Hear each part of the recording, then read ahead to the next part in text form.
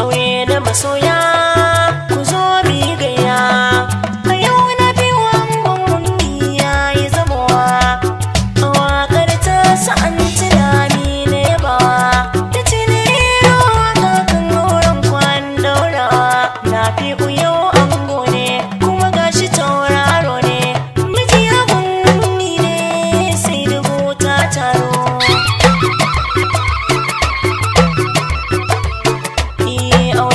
masoya an daura a yau na biyu ya zama ango gurin ummi mai shagali dangi ni musu fatan kar su rabe aure da masoya an daura a yau na biyu ya zama ango gurin ummi mai shagali dangi ni musu fatan kar su rabe na saba da kamun da nake son yi buwaye zan yi kira mai juya yayi zafi sanyi ya kaɗai ta gwanin kudura shi mini baiwa wanda suke gaba da nema sun haƙura